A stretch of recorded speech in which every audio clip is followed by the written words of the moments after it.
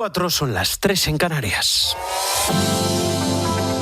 La tarde. Pilar García Muñiz. COPE. Estar informado.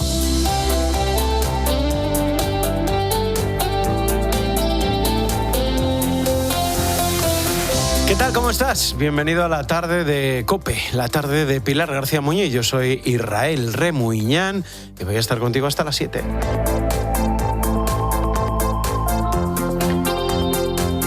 Cerca de 90 cuerpos, 90 cadáveres que fueron recuperados del mar en la frontera del Tarajal, siguen en el antiguo hospital militar de Ceuta. Siguen allí 3 semanas después de la entrada masiva. Allí continúan en cámaras frigoríficas, 76 de ellos sin ser identificados y el resto esperando a que puedan ser entregados a su país de origen, a Marruecos. No está siendo fácil, ¿eh?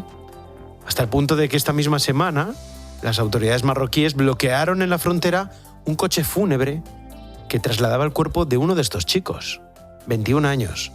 Había sido identificado, su familia lo esperaba, pero lo bloquearon en el Tarajal. Fuentes del gobierno de Ceuta confirman a COPE que no han conseguido repatriar ni uno solo de los fallecidos.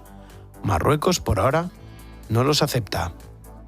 Han pasado más de 3 semanas y al otro lado de la frontera sigue habiendo familias que no saben nada de los suyos, que desean que sean algunos de los que están escondidos por los montes o en las chabolas de las playas, pero que saben que también hay opciones de que sean algunos de los no identificados, que son la mayoría de esos cadáveres, aunque también podrían ser perfectamente de los que sí que son identificados, pero que su propio gobierno marroquí no acepta.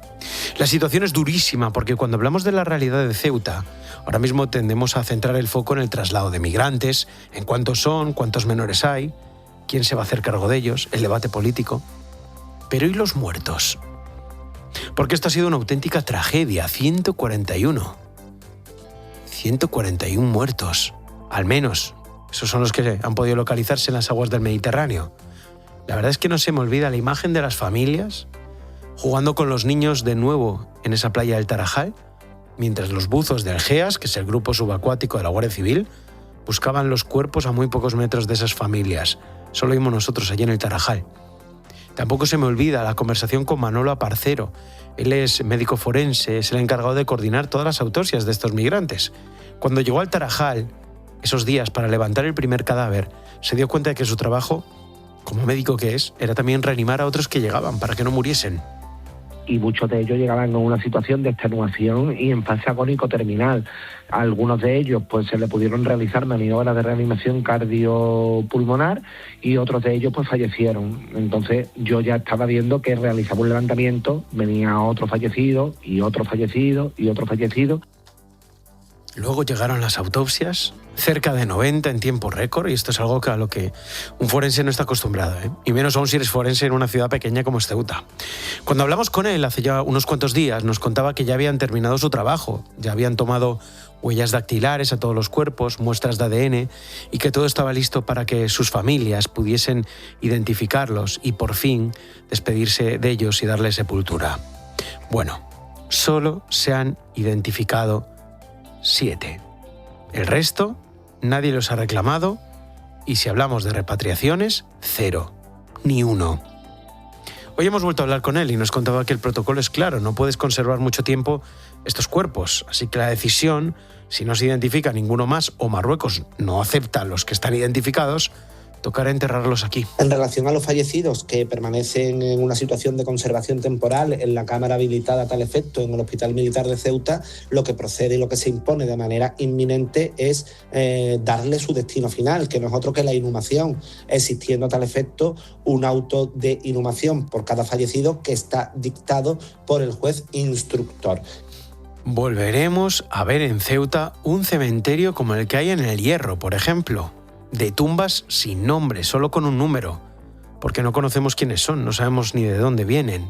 Recuerdo perfectamente cuando visitamos ese cementerio del Hierro, muy cerca de la Restinga, y allí se marcaba las tumbas de los migrantes con una letra y un número que identificaba la patera. Uno para la patera, otro para el número de migrante. Así en la lápida ponía migrante 63K27, por ejemplo. Pero son personas, con una familia que igual no sabe ni que está muerto, Es durísimo. Esa imagen la vamos a ver en Ceuta en unos días, mientras que se discute cómo solucionar la situación de los vivos. Mientras se ve qué se hace con ellos, seguimos sin enterrar a los muertos y seguimos sin saber quiénes son los muertos. Y el gobierno central sigue sin hacer ni un solo reproche a ese país que ha jugado con la vida de su gente como arma de presión. Y no es la primera vez que lo hace. Relación impecable y colaboración total, decía Grande Marlaska. Lealtad. Hasta en 4 veces, dijo el ministro del Interior la última vez que visitó Ceuta. Todos los que están en situación irregular regresarán a Marruecos. Era la promesa del ministro. Bueno, la realidad es que 3 semanas después, Marruecos sigue bloqueando la entrega de cadáveres de esos que perdieron la vida en el Tarajal. Si no aceptan ni a sus muertos, ¿cómo van a recibir a los vivos? Y están pasando más cosas. Se complica el incendio forestal de Segorbe, en la provincia de Castellón. Un repentino cambio en el viento ha provocado que las llamas vuelvan a estar fuera de control. Las autoridades han solicitado la intervención de la Unidad Militar de Emergencias en este incendio que afecta a Sierra Calderona. Última hora, Pascual Claramonte. Y ese cambio en la situación conlleva medidas. Hace menos de una hora se ha enviado un alerta a los vecinos de la localidad valenciana de Gátova. Son algo más de 400. A causa del humo, se les pide que permanezcan en casa, puertas y ventanas cerradas, también que apaguen aire acondicionado y extractores. El origen, la pasada tarde-noche, por un rayo.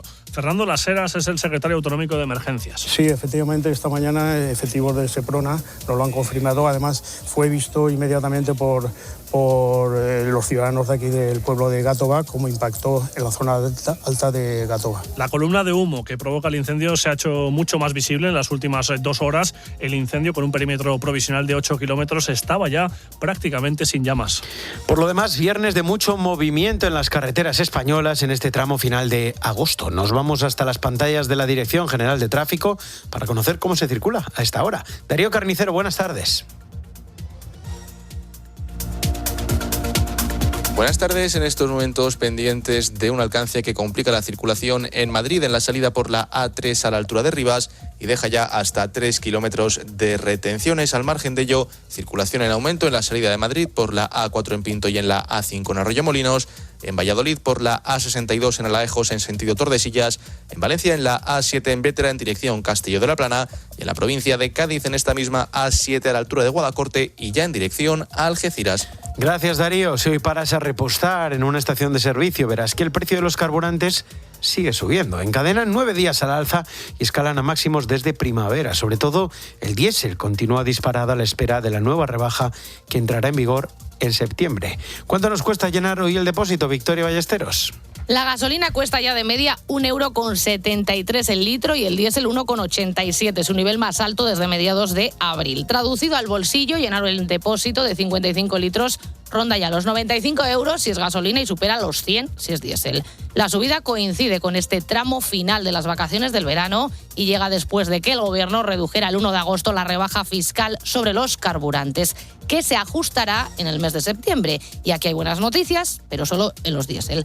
Esa rebaja fiscal pasará a 20 céntimos por litro en el diésel porque su precio se disparó más de un 15% en julio y se ha activado automáticamente la cláusula de protección. No pasa lo mismo con la gasolina, que como ha subido menos, mantendrá el descuento previsto de 5 céntimos por litro, es decir, que el diésel volverá a estar más barato que la gasolina. Y en Alemania, los organismos de seguridad sospechan que los servicios secretos rusos podrían haber planeado cometer atentados desde el país europeo, desde Alemania. Un alijo subterráneo con varias armas de fuego y munición fue hallado en un bosque cerca de Berlín. Esto sucedió en 2025, pero lo estamos conociendo ahora, esos detalles. Los servicios de inteligencia investigaron durante meses y detuvieron a una persona en Rumanía.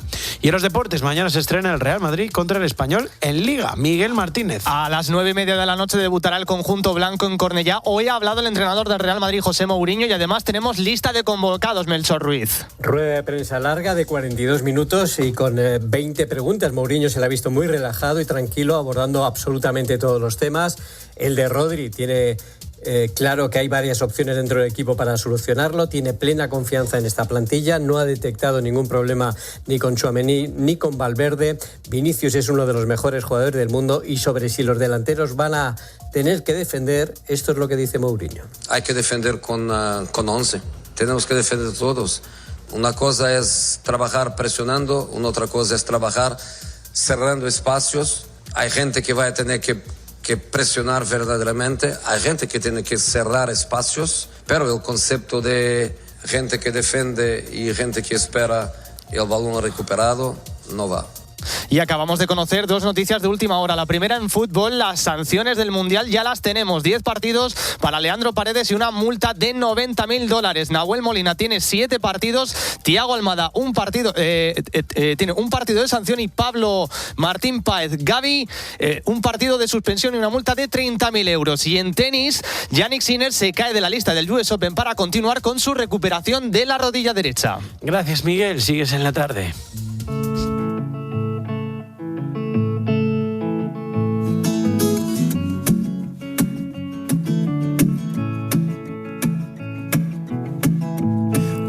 Lips, pale face, breathing in snowflakes, burnt lungs, sour taste. Lights gone, days end, struggling to pay rent, long nights, strange men. 4 y 11 minutos, 3 y 11. En las Islas Canarias sigues en esta tarde de COPE y en Ceuta lo que sigue es un día más el caos y el colapso. Esta mañana más de 1.000 migrantes han vuelto a ser desalojados de la playa del Trampolín. Ayer, te lo contamos, se trasladó alrededor de 1.700 personas hacia 2 nuevos espacios habilitados por el gobierno. Carpas militares donde podían descansar en Lomo Margarita y Loma Colmenar. Y horas después, unos 500 de estos chicos ya regresaron a la playa. Y hoy había por la mañana más de 1.000. El gobierno trabaja ahora para habilitar otros 3 emplazamientos y aumentar una capacidad que sigue siendo insuficiente para todas las personas que permanecen allí, en la ciudad. Por otro lado, continúa también el plan para trasladar a 500 niñas a la península, aunque hoy hemos conocido que el gobierno todavía no ha enviado a Ceuta una propuesta concreta para hacerlo y habla de comenzar esos traslados en pocas semanas, o sea que urgente tampoco parece. Sobre este asunto hablaba esta mañana en Herrera, en COPE, Ramón Caudevilla, es jefe de la Brigada de Extranjería y Fronteras de la Policía en Ceuta. Las 500 niñas, sí, hay que intentar sacarlas de Ceuta lo antes posible. Al final la fórmula es, yo creo, es para saltarse de una forma rápida el control de todas las autonomías con la distribución de los menores. De esta manera los menores serán devueltos a las autonomías que quiera el gobierno. Ana Alarcón es portavoz del Sindicato Unificado de Policía, el SUP. Ana, ¿qué tal? Buenas tardes. ¿Qué tal, Israel? Buenas tardes. Esto coincides con Ramón Caudevilla. Esas niñas habría que sacarlas lo antes posible de allí de Ceuta. Sí, coincido en parte porque es evidente que esas niñas allí en Ceuta no pueden estar protegidas al 100%. Ya estamos viendo casos de agresiones sexuales y es evidente que a esas niñas hay que moverlas y no se puede garantizar en Ceuta pues una protección eficaz y garantista, ¿no? Eso, otra opción sería, lógicamente, el retorno a su país de origen, pero si no lo contemplan, pues la única opción que queda sería reubicarlas en otros lugares, claro. Hombre, es que con las garantías necesarias para el caso de un menor, sobre todo con una condena que hubo, una sentencia por lo sucedido en el año 2021, cuando se devolvió a 55 menores sin las garantías oportunas, según el tribunal, y hubo 2 condenadas por este caso, pues parece difícil que esto se pueda hacer, teniendo en cuenta todos los menores que hay, que hablan de más de 2.600. Exactamente, ese es el problema que tenemos con los menores, que hacerlo con total garantías de esa reunificación familiar es muy complicado y entonces por eso lo único que se prevé es esta opción que está sobre la mesa, y es lo único que se puede hacer por ahora. Hay otro asunto que preocupa, porque mientras miles de personas siguen intentando encontrar una salida de Ceuta, hay quienes ya han encontrado un negocio. La Policía Nacional ha desarticulado 2 organizaciones que se dedicaban a trasladar clandestinamente migrantes desde Ceuta hasta la península. Hay 5 detenidos y es que utilizaban pequeñas embarcaciones y llegaban a cobrar hasta 9.000 euros por persona, una pasta. La policía ha confirmado que entre quienes estaban recurriendo a estas redes pues había personas que llegaron durante la última entrada masiva. Ana, ¿os preocupaba que esto terminara apareciendo, este mercado de mafias clandestino? Por supuesto, porque además lo avisamos, era completamente previsible todo este tema de mafias. nosotros siempre le avisamos cuando hay entradas masivas, o como ya avisamos también con el tema de la regularización, que las mafias aprovechan cualquier brecha y cualquier situación de vulnerabilidad y desesperación de los inmigrantes para sacar un rédito económico. Se dedican a eso, ¿no? A ellos les dan igual la situación individual de cada persona y sacan, como tú bien has dicho, una pasta. Entonces esto era más que previsible que se iba a dar. Y se seguirá dando, por supuesto, porque estamos viendo cómo llegan esas lanchas a las costas de la península y, desgraciadamente, pues sale del bolsillo de los inmigrantes y luego, pues por supuesto, que eso tiene que llevarse a cabo una investigación y hay que luchar contra todas estas mafias que se aprovechan, como digo, de las personas y de la situación que están sufriendo. Ahora mismo, Ana, si ponemos todos los problemas que hay en la situación de Ceuta encima de la mesa, ¿cuál es el que más os preocupa a la policía? Pues nos preocupan muchos, porque al final, como va evolucionando todo, vamos viendo paso por paso cuáles son las prioridades. Nosotros avisamos desde el principio, por ejemplo, que tenía que establecerse un CATE para poder alojar allí a todos los inmigrantes que fueran viniendo, para tenerlos controlados y localizados y hacer las labores de identificación y reseña pues más ágiles y con más garantías. Eso ya no se hizo a tiempo, entonces ahora el hecho de los controles pues nos preocupa muchísimo, porque ya hemos visto cómo se han identificado a varios delincuentes o criminales terroristas, o que han tenido actividades pues muy graves, ¿no? Delitos muy graves, y eso lógicamente nos preocupa, porque vemos también a mucha gente que nos comentan que están todavía en los montes, están asentados en los montes y no quieren bajar a la ciudad por miedo a ser identificados y devueltos a su país, porque muchísimos tienen requisitorias en vigor y órdenes de expulsión por delitos, como digo, muy graves, incluido puede ser terrorismo. Entonces, por supuesto que ese es nuestra prioridad, el tema de la seguridad, porque ya estamos viendo a los ceutíes, ¿no?, como están ya completamente desesperados, y luego ya pues también los recursos que llevamos pidiendo desde que se inició todo esto, que falta, pues en brigadas de extranjería falta personal de policía científica, seguridad ciudadana, traen refuerzos, pero unos van y otros se van, o sea, unos llegan y otros se van. Entonces, al final, creo que engloba muchísimas áreas. Entonces, ¿tenéis confirmado que hay terroristas? ¿Entraron terroristas en esa entrada masiva? No tenemos concertados 100% confirmados si esas identificaciones que se produjeron eran de los que entraron. En algunos sí fueron de esta entrada masiva que llegaron y se identificaron que tenían pues esos antecedentes de actividades terroristas, y otros quizás ya estaban allí en Ceuta. Por lo que me confirmaron, la mayoría, que fueron 10, hasta una decena que se confirmó de actividad terrorista que tenían estas personas, eran de la entrada masiva. Entonces, por supuesto que nos preocupa esa situación. Las condiciones de los agentes, ¿cómo son, Ana? Porque hemos conocido también lo de los 24 casos de sarna entre militares que estaban destinados allí. Hemos visto también las condiciones en las que están alojados allí. ¿Son muy complicadas?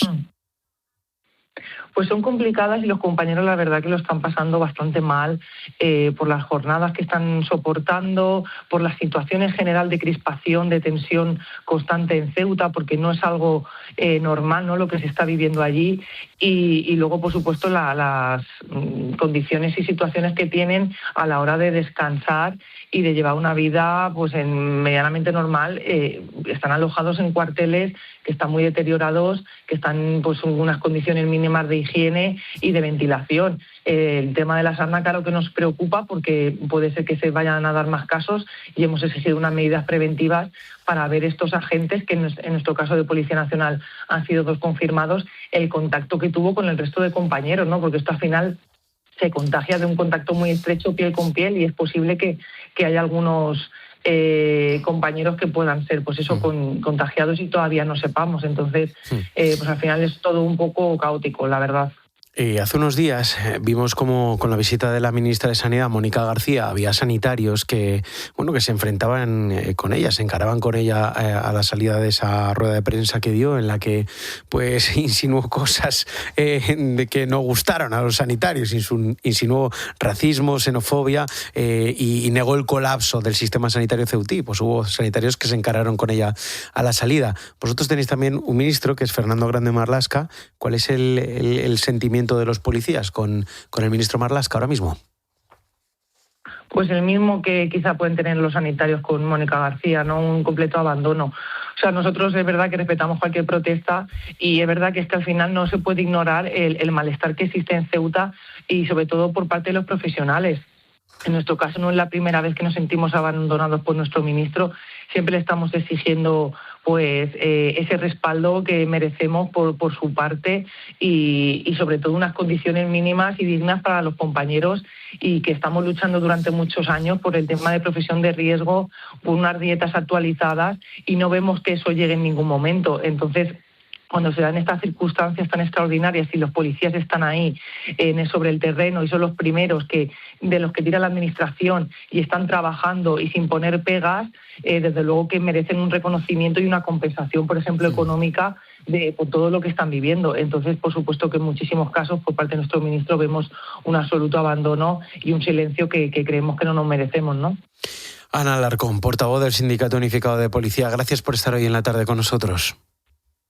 Muchas gracias a vosotros, a todos siempre. Antonio Agredano, buenas tardes. ¿Qué tal? Buenas tardes. Pues qué concluyente, ¿no? Y qué clara ha sido. Sí, da gusto escucharla. Sí. Y refleja perfectamente la situación que hay allí y el cansancio y el abandono de la ciudadanía y de la Fuerza y Cuerpo de Seguridad del Estado, sí. Fíjate que te quiero preguntar dos cosillas y enseguida vamos con los sanitarios y la situación de la sanidad allí en Ceuta, que es un tema recurrente en los últimos días. Pero hay dos cosillas. Por un lado, las niñas y por otro lado, los muertos, ¿no? Voy a empezar por las niñas.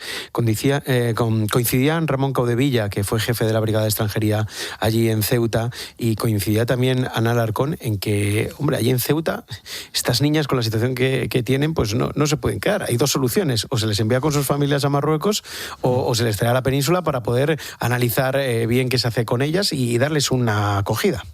Sí, la sensación, aunque la Unión Europea recomienda llevarla de vuelta a Marruecos y parece que Marruecos está dispuesta a que vuelvan, lo cierto es la sensación de indefensión y de vulnerabilidad de esas niñas, que solo explica una cosa, que es que ahora mismo en Ceuta hay cierta sensación de impunidad y de ley de la calle, porque no hay fuerza y cuerpo de seguridad suficientes para controlar a una población migrante que ha desbordado todos los servicios y todos los controles, que se ha trabajado tarde, como bien ha dicho Ana, porque al principio no se controló a esa población, sino que hubo 2 días de duda por parte del gobierno que hicieron imposible unir a toda esa gente, y ahora esas niñas obviamente están en una situación de fragilidad y que puede pasar cualquier cosa,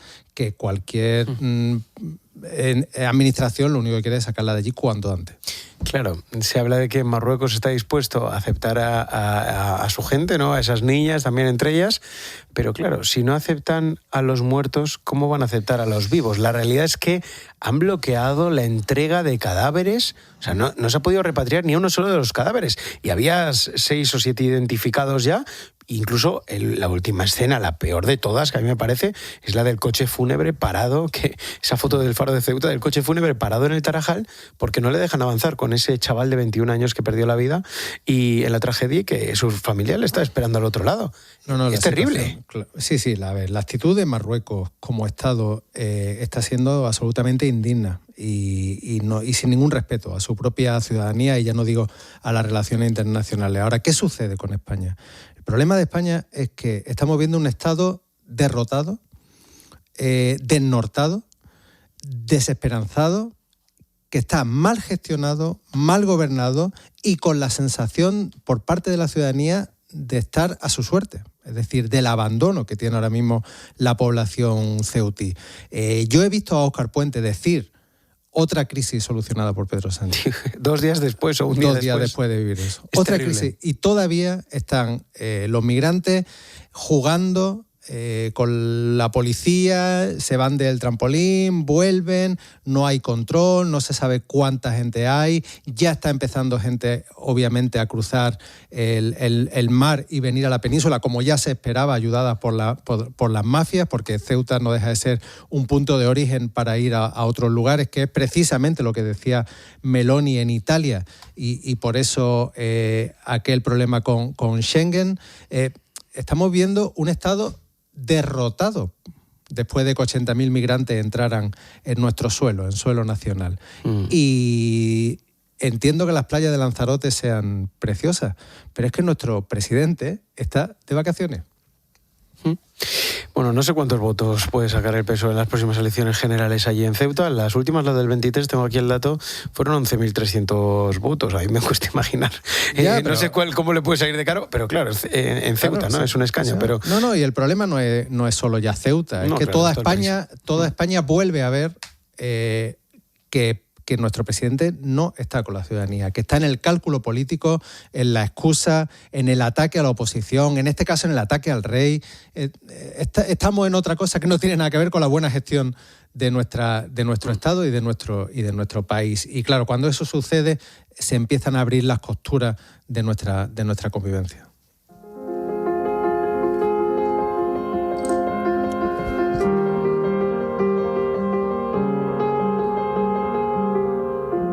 Bueno, decíamos que otra de las cosas que preocupa ahora mismo en Ceuta es la sanidad, ¿no? Está afrontando semanas muy difíciles, faltan profesionales para atender esta emergencia que también es sanitaria en la ciudad autónoma, a pesar de que lo niegue la ministra Mónica García. Carmen Lavalle, buenas tardes. ¿Qué tal? Buenas tardes. Los servicios están desbordados y aumentan las entidades sociales y médicas que están desplegándose sobre el terreno. Sí, la verdad es que es muy necesario porque solo hasta el día 14 de agosto casi 6.000 migrantes habían sido atendidos en el sistema sanitario en Ceuta, tanto en hospitales como en centros de salud, pero hoy todavía hay grandes carencias asistenciales que tratan de suplir sobre el terreno organizaciones como Médicos del Mundo para afrontar con sus unidades móviles lo que consideran una emergencia tanto sanitaria como humanitaria que ha desbordado, según subrayan, la capacidad del sistema público de salud en la ciudad autónoma. Pepe Hernández es portavoz de esta ONG. Si estamos viendo a cientos de personas prácticamente a diario, es porque no hay una capacidad de respuesta en el sistema sanitario público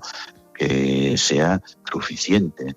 Recuerdo, Carmen, a Médicos del Mundo que estaban en esa playa del trampolín casi desde el primer día, diciéndonos a nosotros cuando hicimos allí en la tarde, hay enfermedades que no sabemos aún diagnosticar lo que tienen, pero son muy graves. Puede haber hemorragias internas, puede haber hepatitis, puede haber casos de sarampión, como finalmente se están estudiando, y que la situación era muy complicada. Anda que no llevan tiempo diciéndolo ONGs como Médicos del Mundo. Bueno, actualmente, y según señalan desde Sanidad, hay 24 migrantes ingresados y el único hospital de la ciudad autónoma atiende al día a entre 250 y 300 extranjeros. Esto es mucho. Pues sí, es bastante más de lo habitual. Es verdad que de momento las camas en los hospitales sigue habiendo camas libres. Es verdad que las consultas de la población ceutí también se están atendiendo, pero esta presión que han añadido al sistema los migrantes es indudable. Solo por los centros de salud pasan a diario entre 100 y 150 migrantes. Con la atención de las ONGs, la cifra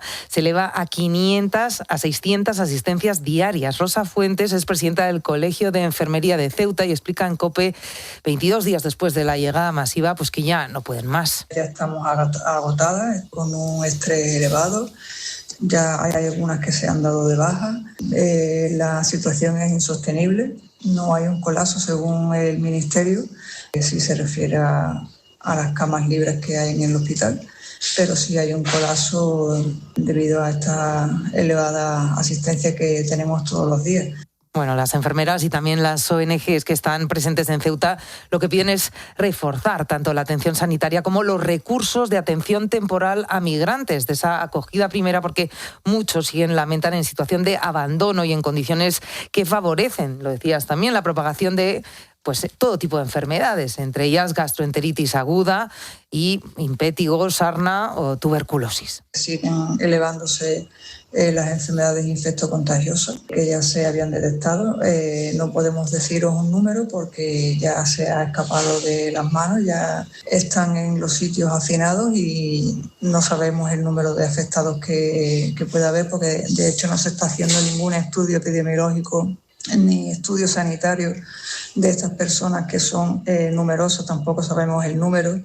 Este es el descontrol que se vive 22 días después en la ciudad autónoma de Ceuta, que puede agravarse todavía más en el ámbito de la salud con la lluvia caída hoy en la ciudad autónoma y que no acaba de mejorar. Pese a ello, y desde Médicos del Mundo descartan de momento, e incluso en el futuro, que la situación vaya a derivar en una crisis de salud pública en la ciudad autónoma. No podemos hablar de estos trastornos gastrointestinales del tipo de estas enfermedades transmisibles víricas que puedan ocasionar un problema de salud pública. Es por lo que están bebiendo o lo que están comiendo y las condiciones en las que lo están haciendo, pero no para pensar que puede haber una epidemia que afecte a la población ceutí. Las emergencias sanitarias deben afrontarse, según recuerdan, y en esto tienen bastante experiencia, en cuestión de días. No pueden prolongarse indeterminadamente en el tiempo. Es preciso, señalan, mejorar tanto la coordinación como los recursos para resolver cuanto antes la situación. Gracias, Carmen Lavalle, A compañera. vosotros, Israel. Agredano, es que yo escuchando esta radiografía que hace nuestra compañera y con un dato que me llamaba especialmente la atención. La atención en los centros de salud es entre 100 y 150 personas diariamente, ¿no? Pero con las ONGs la cifra se eleva a 500 o 600 asistencias diarias. Esto quiere decir que no atienden a más gente porque no se puede atender a más gente, porque la están atendiendo las ONGs. O sea, si esto no es colapso, pero para la ministra no lo es, pero si esto no es colapso, yo no sé. Bueno, la ministra sigue en la línea del resto del gobierno, que es excusarse y no ir a lo mollar, no ir a lo importante. Es decir, solo es una justificación política. No estamos hablando de una buena gestión de las cosas.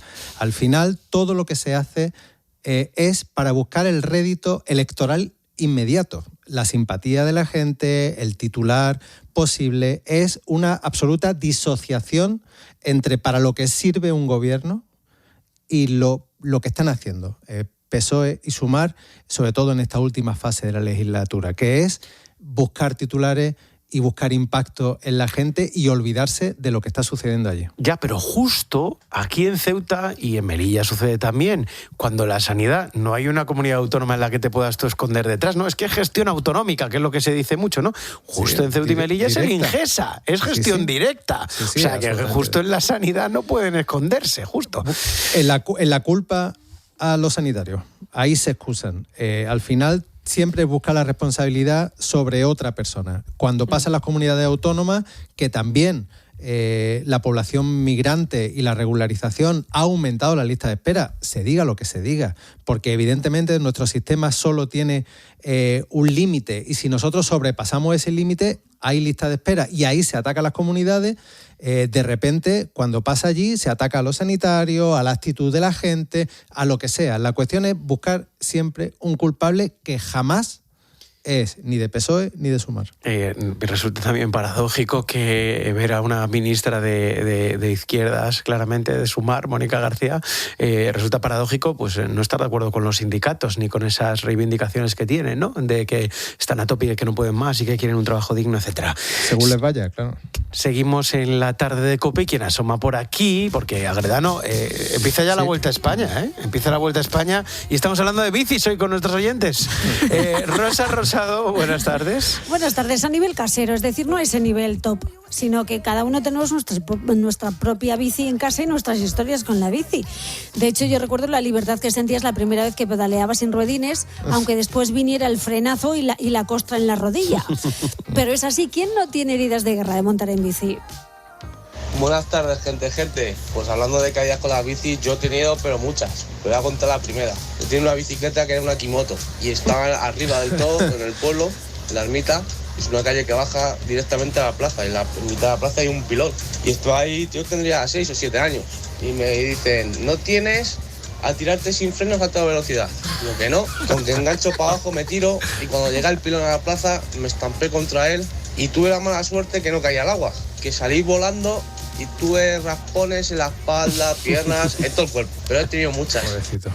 Esta es de mi quinta, ¿eh? Esta era mi moto también, mi bici, la GAC Akimoto, era la que yo tenía también. ¡Qué fuerte! Esperamos mensaje, Rosa. Sí, en el 607 15 0602.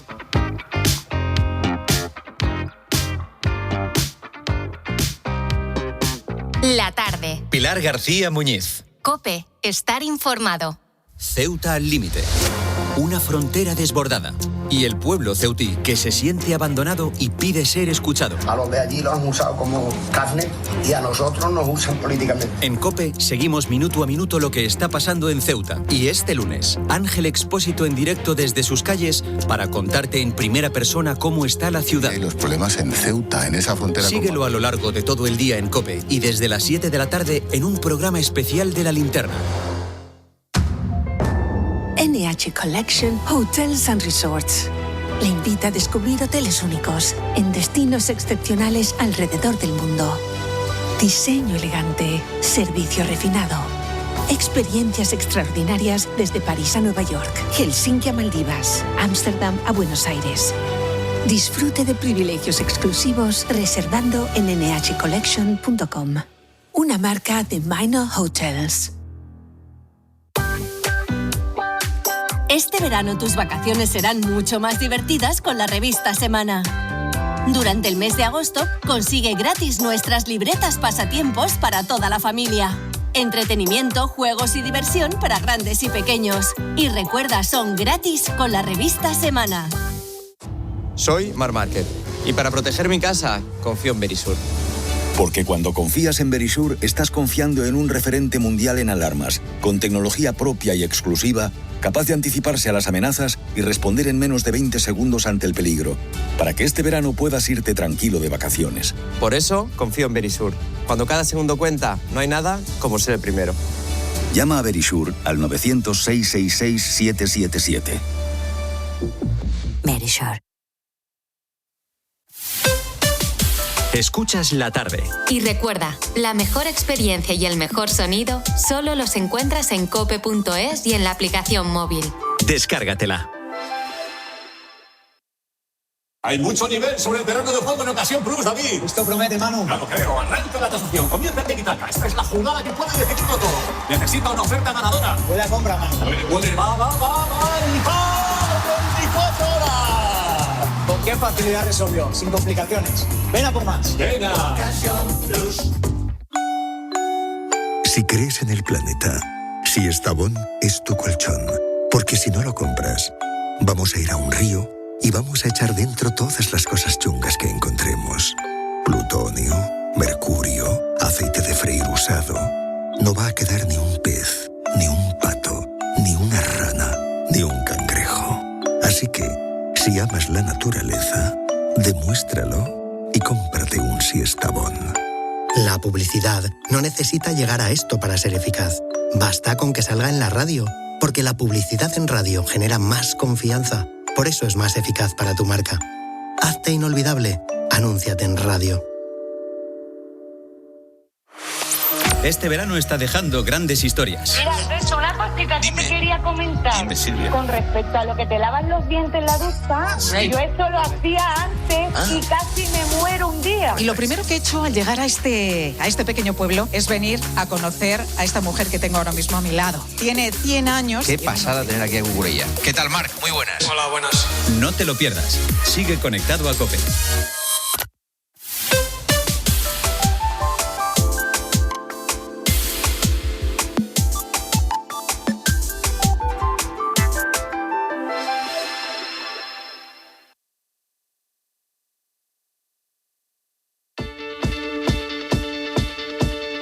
La tarde. Pilar García Muñiz. COPE. Estar informado.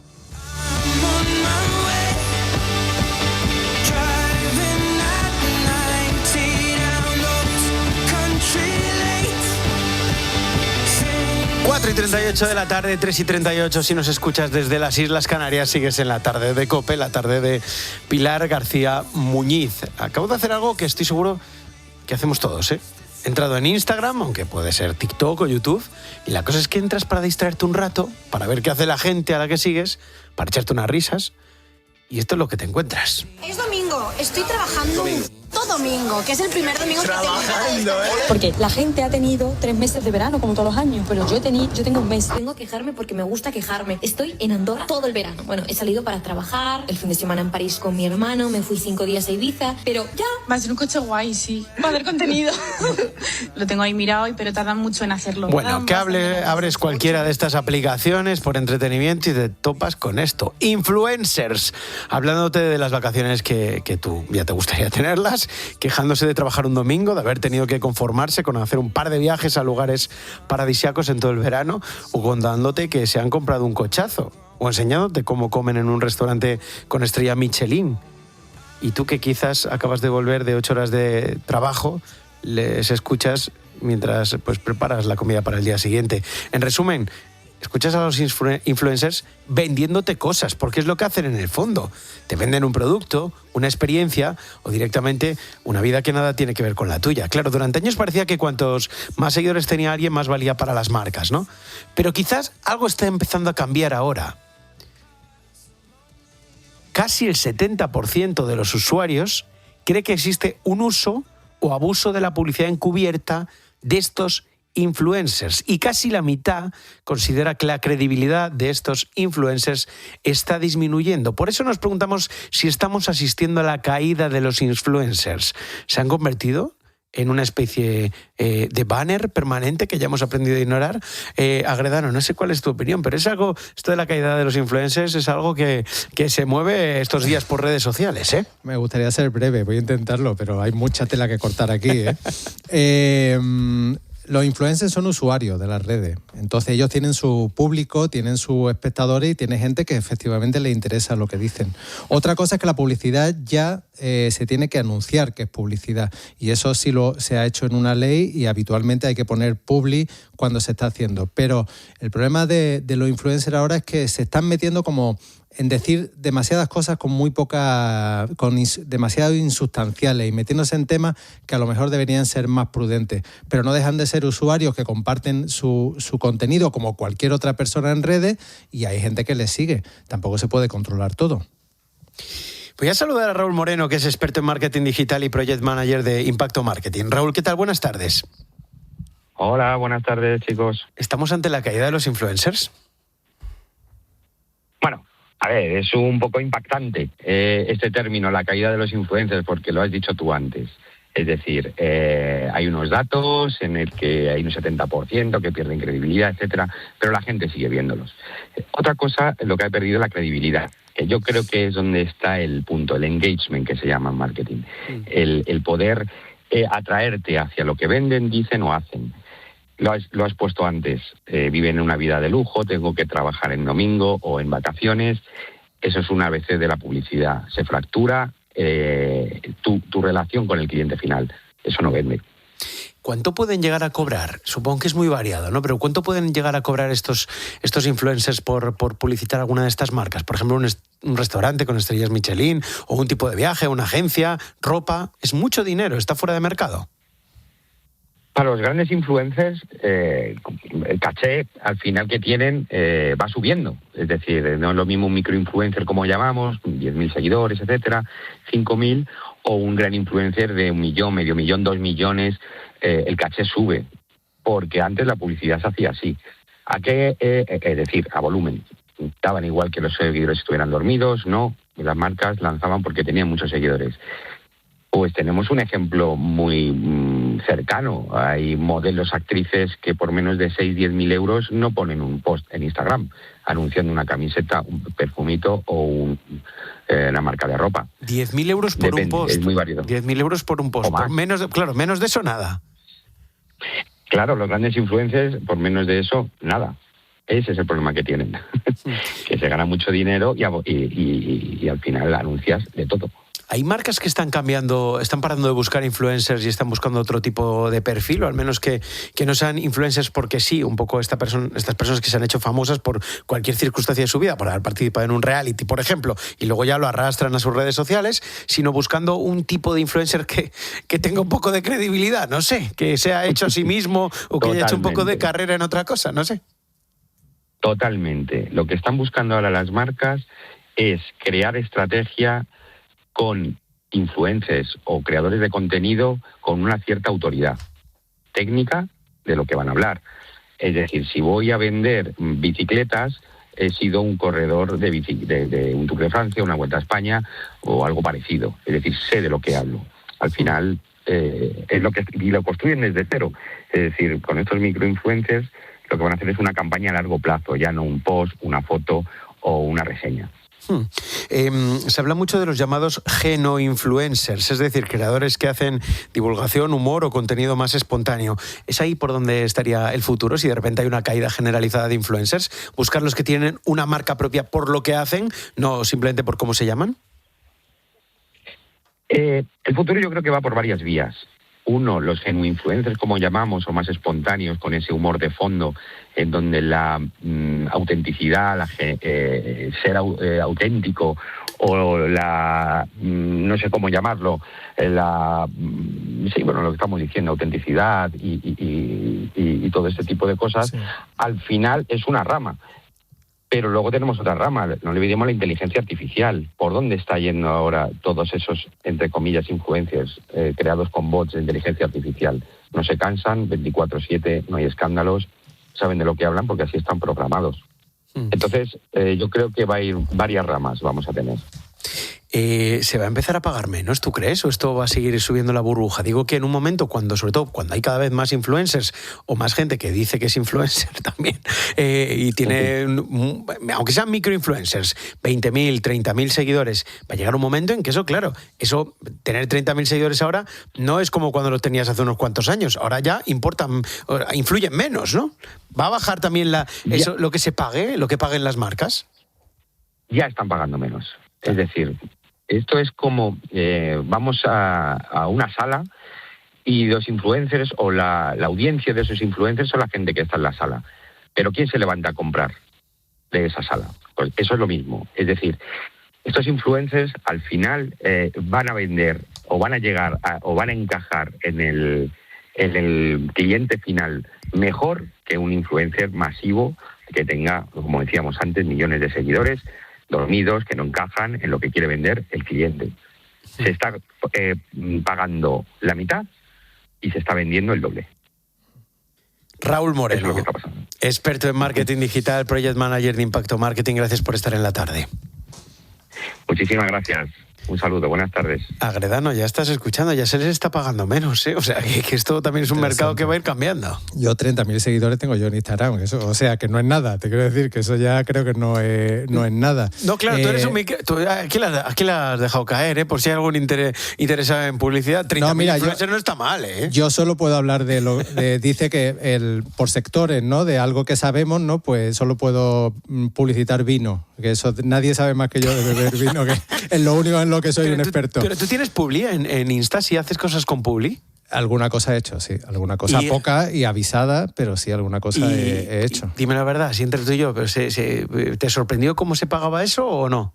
No, porque yo no lo he hecho por un fee, lo he hecho por el propio producto y si me gusta. Te quiero decir, te dan algo, lo pruebas, si te gusta, pues lo publicitas y no tiene nada que ver. Es decir, no llega a este nivel. Es una cuestión casi de buena fe con gente que, bueno, pues que tiene una bodega, que ¿sabes? Pero no es más espontáneo, que yo creo que es la palabra que también decía Raúl, ¿no? Ya se premia la espontaneidad. Es decir, oye, mira, me mandan un vino, te regalan un vino, o voy a un restaurante que me gusta y me gusta y lo publicito porque primero porque me ha gustado y porque creo que a la gente que me sigue y que más o menos uno controla quiénes son sus seguidores en redes, creo que le puede gustar y le puede interesar. Es decir, yo creo que hay una parte de buena fe que no tiene nada que ver con la mercantilización del Instagramer y del influencer. Y también creo que es una relación sana en comunidades como Instagram o como Twitter, que es decir, tener una relación normal y que no todo el mundo que habla de eso es un influencer que quiere enriquecerse, que también hay relaciones sanas dentro de las redes sociales, ¿no? Sí. Bueno, el dato es ese, casi el 70% de los usuarios de redes sociales cree que existe un uso abusivo de la publicidad encubierta, es decir, de lo que publicitan los influencers, y casi la mitad considera que están perdiendo credibilidad, ¿no? Por culpa de esta publicidad. Sí, y se habla de la caída de los influencers. Bueno, vamos a ver en qué queda, te lo contaremos aquí seguro en la tarde. 4:48 de la tarde, 3:48 en las Islas Canarias. Y mañana arranca en Mónaco la Vuelta Ciclista a España. Por delante 3 semanas de carrera, más de 3.200 kilómetros y un recorrido que promete ser especialmente duro. Muchísima montaña, 2 contrarrelojes. Una vuelta que este año tiene además un aliciente especial, con algunos de los grandes nombres del ciclismo en la salida. Eri Frade, buenas tardes. ¿Qué tal? Buenas tardes. Vaya vuelta este año, ¿no? Pinta bien y la vamos a contar aquí en COPE. Sí, y viene Pogačar por fin, después de hacer su irrupción en el ciclismo para el gran público aquí, precisamente en la Vuelta a España. Ha estado ganando unos cuantos Tours de Francia el hombre y ha querido venir este año sí a intentar conseguir cerrar la triple corona, porque la Vuelta es la grande que le falta. O sea, Pogačar es sin duda el gran favorito y sería un sorpresón que no ganase esta Vuelta. Sí, hombre, es verdad que al final es un poco lo que decimos siempre, durante una Vuelta a España te tienen que salir muy bien las cosas durante 21 días de competición más 3 de descanso que estás con el equipo. Si eso es así, si a Pogačar le sale bien todo lo que es fuera de la carretera, lo de la carretera lo tiene que solucionar él. Pero bueno, hay que ver también cómo responde su cuerpo, porque no es fácil para nada hacer un doblete Tour-Vuelta con prácticamente un mes de diferencia entre una cosa y la otra. El último que lo consiguió fue Froome en el año 2017. A ver Pogačar cómo responde, pero vamos, la lógica y la historia casi te invita a pensar que lo normal, en condiciones normales, es que lo gane Pogačar. Este año arranca la Vuelta mañana en Mónaco. Vaya sorpresa, qué lugar poco habitual, ¿no? Bueno, ya casi lo que es habitual es que la Vuelta empiece y termine en España, ¿no? Ya es lo que no es habitual, digo. La salida internacional ya es una cosa que se da prácticamente por sentado, no va a ser siempre.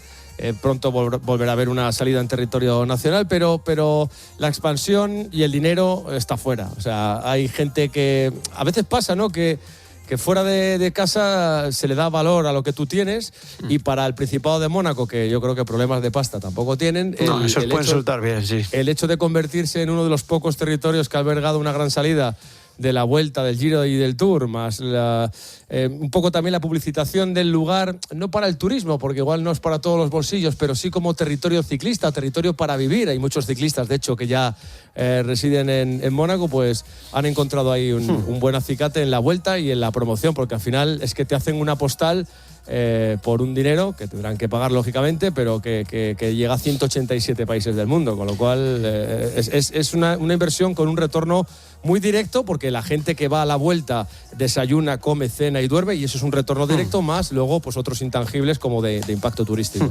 Vamos a ir hasta allí, precisamente hasta Mónaco, porque una cosa es hablar de la Vuelta desde el estudio y otra es estar allí, ver pasar a los ciclistas, respirar el aire del pelotón. Allí van a estar nuestros compañeros Alberto Arauz y Kiki Iglesias. Alberto, ¿qué tal? Buenas tardes. ¿Qué tal, Isra? Buenas tardes. ¿Cómo está el ambiente allí en Mónaco? Mira, pues acabo de poner un pie en Mónaco hace solo 2 minutos. Estoy viendo ahora... O sea, que poco me puedes contar. De momento no me ha dado tiempo. La vida del especial, no te creas. Madre mía, nos hemos pegado 680 kilómetros desde Barcelona. Hemos salido a las 7 de la mañana y acabamos de llegar con un tráfico tremendo. Y ahora mismo estoy enfrente del mar Mediterráneo viendo unos yates impresionantes. Claro, digo yo que aunque estés 2 minutos, ya en Mónaco ya respiras la pasta. En 2 minutos ya la respiras. Ya te das cuenta que la dieta no te va a llegar. No, efectivamente. Y de hecho veo a un montón de gente con café. Bolsas. Bueno, el primer café y gracias. Y no lo sé, que aquí todo ¿Cuánto muy caro. cuesta? ¿Cuánto puede costar un café ahí en Mónaco? Mira, pues todavía no me lo he tomado, pero Kike Iglesias, que ha estado otras veces por aquí, me habla de en torno a los 10, 11, 12 euros, depende de dónde te lo tomes. Un café. O sea que un café. Y una cerveza se habla de 14, 15 euros, o sea que aquí la gente que vive por aquí tiene mucha pasta. Mira, ahora mismo estoy cruzándome con gente llevando bolsas de las tiendas más lujosas del mundo, y aquí, pues sí, se respira lujo y se respira glamour en esta ciudad que, como ha dicho Eri, es la única del mundo que ha albergado la salida de las 3 grandes vueltas por etapas.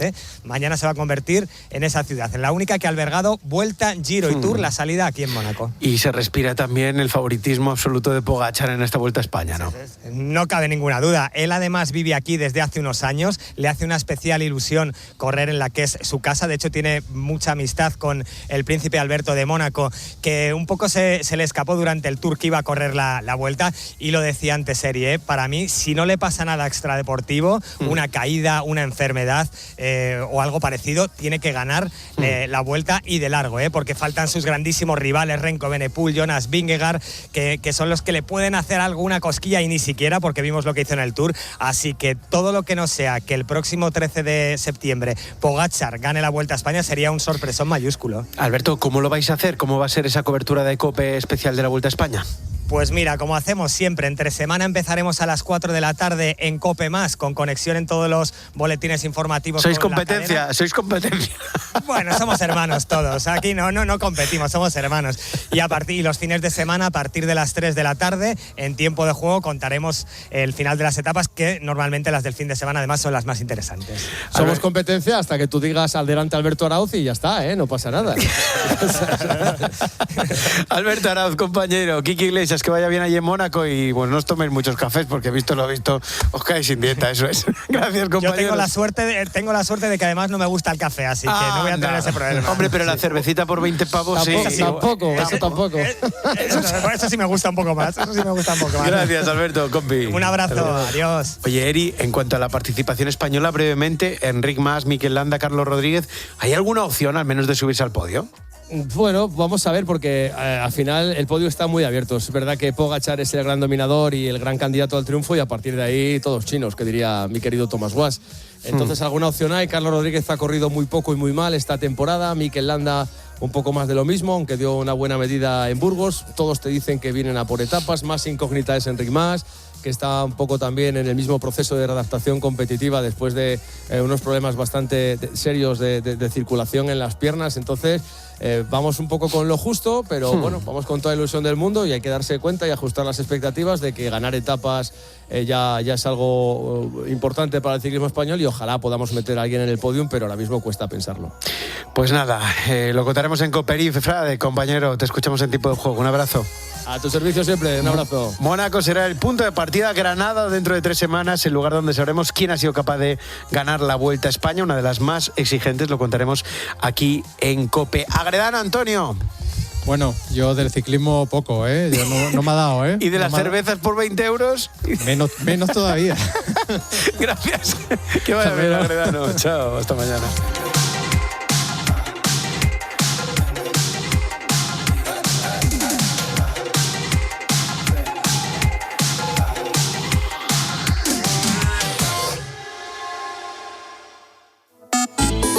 ¿Quieres contarnos algo? Escríbenos. Busca La Tarde COPE en Instagram, Facebook y TikTok. O mándanos un mensaje de voz por WhatsApp al 607 15 06 02.